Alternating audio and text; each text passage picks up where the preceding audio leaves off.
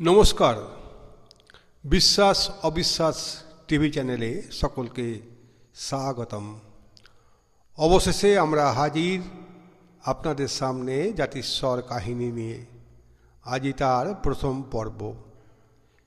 চ্যানেলে যারা নতুন তাদের অবশ্যই সাবস্ক্রাইব করে ও বেল আইকন টিপে রাখতে বলবো, যাতে সব কটি পর্ব আপনাদের কাছে পৌঁছতে পারে। এই পর্বগুলি দেখার পর অনেকেই জীবনে সঠিক পথের সন্ধান পাবেন, এটুকু বলতে পারি। তো চলুন ভনিতা না করে শুরু করা যাক আজকের ভিডিও। ভগবান বুদ্ধ বোধিলাভের পর যখন তাঁর শিষ্যদের ধর্ম উপদেশ দান করছিলেন, তখন একজন শিষ্য কৌতূহলবশত প্রশ্ন করলেন, প্রভু, আপনার কি পূর্বজন্মের কথা মনে আছে? ভগবান বুদ্ধ বললেন, কেন থাকবে না? আমার সব জন্মের কথাই মনে আছে। আমাকে তোমরা এখন জাতিস্বরও বলতে পারো। তখন শিষ্যরা কৌতূহলবশত ভগবানকে আবদার করলেন, প্রভু, আমরা আপনার পূর্বজন্মের কথা শুনতে চাই।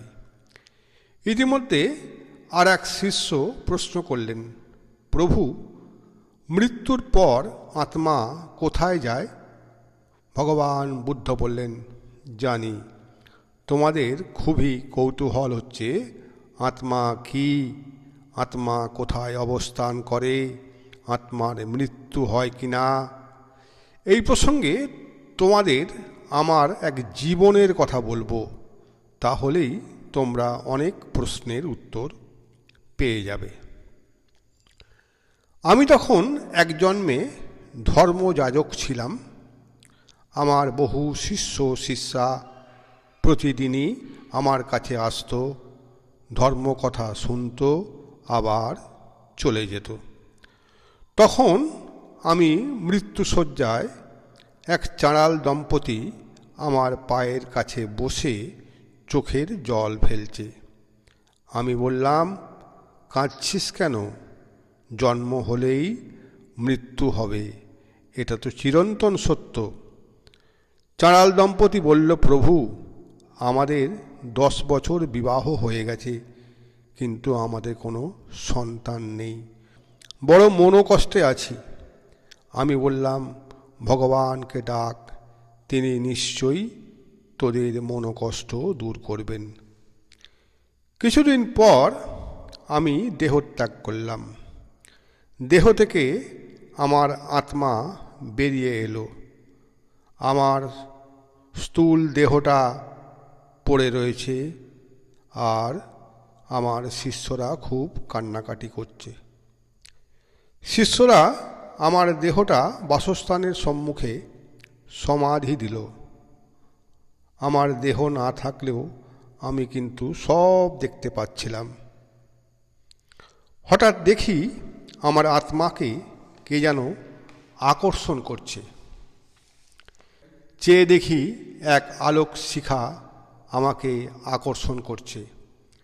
ভাবলাম, দেহ তো নেই, তাহলে এই আলোক শিখা আমাকে কোথায় নিয়ে যাবে? আমার এখন কাজ কি? আমাকে কি কোনো শাস্তি দেওয়া হবে? এই রকম 7-5 ভাবছি। এরই মধ্যে দেখি আমি পৃথিবী ছাড়িয়ে বহু দূরে। ক্ষুধা নেই, তৃষ্ণা নেই, কোনো কষ্ট নেই, শুধু ভ্রমণ ভ্রমণ ভ্রমণ। এই রকম ভ্রমণ করতে করতে অবশেষে এক আলোক স্তরে পৌঁছলাম। সেখানে দেখলাম আমারই মতো বহু আত্মা। এরা সবাই ধার্মিক আত্মা। আমি তাদেরই মতো সেখানে অবস্থান করছি। বহুদিন হয়ে গেছে। ভাবছি, এবার কি করণীয়? তাহলে এখানেই কি আমাকে অনন্তকাল থাকতে হবে? এরই মধ্যে দেখছি কিছু কিছু আত্মা অদৃশ্য হয়ে যাচ্ছে। এরা কোথায় যাচ্ছে কিছুই বুঝতে পারছি না। এই রকম অবস্থায় আছি। হঠাৎ দেখি আমাকে কে যেন নিচের দিকে টানছে। তার টানে আমি শুধু নেমেই যাচ্ছি। নামতে নামতে হঠাৎ দেখলাম এই তো সেই পৃথিবী যেখানে আমি জন্মেছিলাম। তাহলে কি আমাকে আবার জন্ম নিতে হবে? কিন্তু কোথায়? হঠাৎ দেখি সেই চাঁড়াল দম্পতি আমার মূর্তি বানিয়ে সাধনা করছে তাদের ঈপ্সিত সন্তানের জন্য। সব মনে পড়ে গেল চাঁড়াল দম্পতির মনোকষ্টের কথা। তখন আমি ওই দম্পতির পুত্র সন্তান হয়ে জন্ম নিলাম। ফিরে এলাম পৃথিবীতে নতুন রূপে। চাঁড়াল দম্পতি খুব খুশি তাদের ঈপ্সিত পুত্র সন্তানকে পেয়ে। ক্রমে ক্রমে আমি বড় হলাম। চাঁড়াল দম্পতি দুজনেই মারা গেছে। আমি বিবাহ করলাম, আমার একটি পুত্র সন্তান হলো। আর এটাও বলে রাখি, আমার পূর্বজন্মের স্বীকৃতির জোরে আমি এক নতুন বিদ্যা আয়ত্ত করলাম। সেই বিদ্যাটি হলো, আমি যে কোনো আম গাছে অসময়ে মুকুল ধরিয়ে আম ফলাতে পারতাম। আমার এই আমের সুখ্যাতি সারা দেশে ছড়িয়ে পড়ল। অনেকেই আমার কাছে আসতো আম কিনতে, কিন্তু আমি কাউকেই একটির বেশি আম দিতাম না। আমি ধনী হবার জন্য আম ফলাতাম না, শুধু সংসার খরচের জন্য যেটুকু প্রয়োজন সেটুকু আমি ফলাতাম। আমার নাম হলো চাঁড়াল আচার্য। ছেলেরা আমার কাছে আসতো বিদ্যা অধ্যয়ন করতে, কিন্তু কাউকে আমার আম ফলানোর বিদ্যা শেখাতাম না। এই সময় বারাণসীর রাজার এক পুরোহিত ছিল। কোনো এক অজ্ঞাত কারণে তার পরিবারের সকলেই মারা যায়। শুধু বেঁচে থাকে তার এক ছেলে, নাম তার নীলমণি। নীলমণি অন্য এক ব্রাহ্মণ আচার্যের কাছে বিদ্যা লাভ করেছিল। সে ছিল অলস এবং লোভী। তার কানেও পৌঁছল আমার আমের গুণের কথা। সে ভাবল, চাঁড়াল আচার্য নিশ্চয়ই কোনো জাদু বিদ্যা জানে, না হলে এই অসময়ে এত সুমিষ্ট আম পাবে কোথায়। সেই লোভী নীলমণি ভাবল, যে করেই হোক এই জাদুবিদ্যা চাঁড়াল আচার্যের কাছ থেকে শিখতেই হবে। তাই একদিন চলে এলো চাঁড়াল আচার্যের বাড়ি। এসেই ঠক করে প্রণাম করল। চাঁড়াল আচার্য প্রশ্ন করল, কে তুমি? কোথা থেকে আসছো? তোমার অভিপ্রায় কি? ছেলেটি বলল, আমি বারাণসীর রাজার রাজপুরোহিতের ছেলে, আমার নাম নীলমণি। আমি আপনার কাছে আম ফলানোর বিদ্যা আয়ত্ত করতে এসেছি। আচার্য বললেন, আমি তো এই বিদ্যা কাউকে শেখাই না। তাছাড়া এই বিদ্যা শিখতে প্রচুর সংযমের দরকার, তা তো তোমার নেই। তুমি তো লোভী। নীলমণি বলল, ঠিকই বলেছেন, আমি লোভী ছিলাম, কিন্তু এখন আর নেই। ইতিমধ্যে চাঁড়াল আচার্যের পত্নী সেখানে আসতেই নীলমণি বলল, মাগো, আমি আপনার ছেলের মতো, গুরুদেবকে বলুন না আমাকে ওনার আম ফলানোর বিদ্যাটা শেখাতে। আমি আপনাদের সব কাজ করে দেব। জঙ্গল থেকে রান্নার কাঠ এনে দেব, হাত পা ধোয়ার জল এনে দেব, সব কাজ করে দেব। মায়ের মন অল্পতেই গলে যায়, তাই তিনি চাঁড়াল আচার্যকে নীলমণির কথাটা বিবেচনা করতে বললেন। আচার্য বললেন, ঠিক আছে, আগে ও এখানে 1 মাস থেকে সংযমীর পরীক্ষা দিক, তারপর দেখছি শেখানো যায় কি না। নীলমণি মনে মনে ভাবল, তাকে যে করেই হোক 1 মাস সংযমে থাকতেই হবে, তারপর বিদ্যাটা আয়ত্তে আনতে হবে।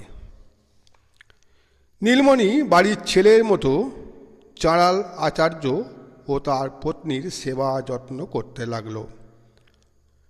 সব কাজই নিজে থেকে করে চাঁড়াল আচার্যের মন জয় করে নিল।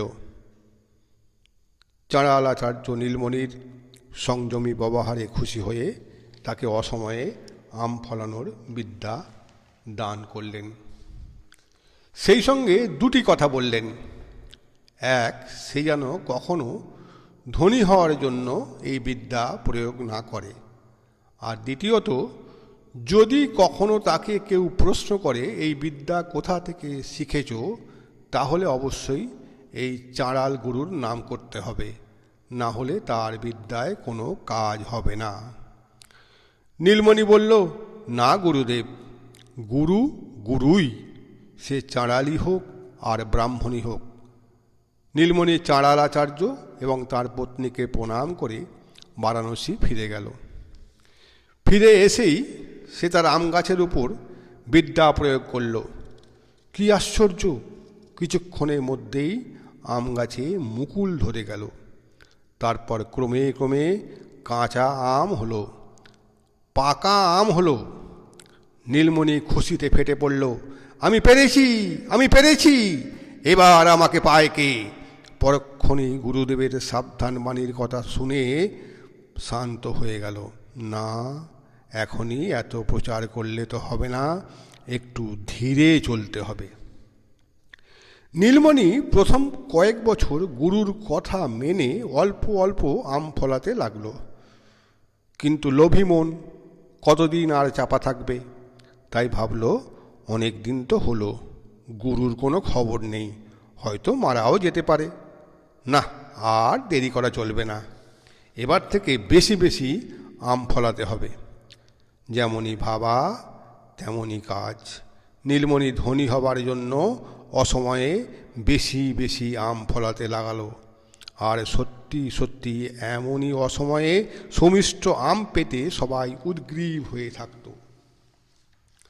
বাজারে নীলমণির আম আসা মাত্রই নিমেষে বিক্রি হয়ে যেত। এই আম একদিন বারাণসীর রাজার পাতে এসে পড়ল। রাজা এই রকম সুস্বাদু আম পেয়ে খুশি হয়ে মালিকে জিজ্ঞাসা করলেন, এই অসময়ে এমন সুমিষ্ট আম কোথায় পেলে? মালি উত্তর দিল, মহারাজ, এই আপনার পুরোহিত বংশের ছেলের আম। রাজা বললেন, ডাকো তাকে। রাজার আদেশে নীলমণি হাজির। রাজা জিজ্ঞাসা করলেন, এ আম তোমার গাছের? নীলমণি বলল, হ্যাঁ মহারাজ। রাজা আবার জিজ্ঞাসা করলেন, তোমার কি 12 মেশে আম গাছ? নীলমণি বলল, না মহারাজ, এসবই আমার বিদ্যার জোর। আমি এমন এক বিদ্যা জানি যার সাহায্যে যে কোনো আম গাছে অসময়ে আম ফলাতে পারি। রাজা বললেন, বটে, তা তুমি এই বিদ্যা শিখলে কোথায়? নীলমণি ভীষণ কুণ্ঠিত বোধ করল।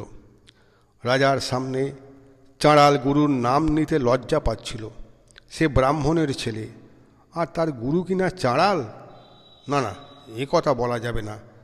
তাই সে বলল, আমি এক ব্রাহ্মণ পণ্ডিতের কাছ থেকে এই বিদ্যা আয়ত্ত করেছি, তিনি আর এখন বেঁচে নেই। রাজা বললেন, তাই নাকি? তা দেখাও তোমার কেরামতি। এই, কে আছিস? একে আমার আম বাগানে নিয়ে যা, ও আম ফলাবে। নীলমণি খুশি হয়ে রাজার আম বাগানে গেল এবং সে বারবার তার অধিগত বিদ্যা প্রয়োগ করতে লাগল। কিন্তু মিথ্যা কথা বলার জন্য কোনো গাছেই মুকুল এলো না, আম তো দূরের কথা। রাজা জিজ্ঞাসা করলেন, কি হলো, আম ফলাও? নীলমণি বুঝতে পারল সে বিশাল ভুল করে বসেছে। সে চাঁড়াল গুরুর নাম নেয়নি, তাই তার বিদ্যা কাজে আসছে না। নীলমণি বলল, মহারাজ, আম আর ফলবে না, আমার বিদ্যা নষ্ট হয়ে গেছে। রাজা ক্রুদ্ধ হয়ে প্রহরীকে বলল, এই কে আছিস? এই মিথ্যাবাদী কে বন্দি কর আর কারাগারে নিক্ষেপ কর, পরে এর বিচার হবে। নীলমণি বন্দি হলো। পরবর্তীকালে কারাগারেই তার মৃত্যু হলো। মৃত্যুর পর তার আত্মা আমার আত্মার কাছে এসে সব বলে ক্ষমা চেয়েছিল, এটাই বড় কথা। তবে এই গল্প থেকে তোমাদের একটা কথা অবশ্যই বলবো, যারা সর্বদা সৎ পথে থাকে, যারা সত্য কথা বলে বিদ্যা তাদের পরিত্যাগ করে না। আজ এই পর্যন্ত। কেমন লাগছে জাতিস্বর কাহিনী? ভালো লাগলে লাইক, কমেন্ট, শেয়ার করবেন। আপনারা ভালো থাকবেন, সুস্থ থাকবেন। ধন্যবাদ।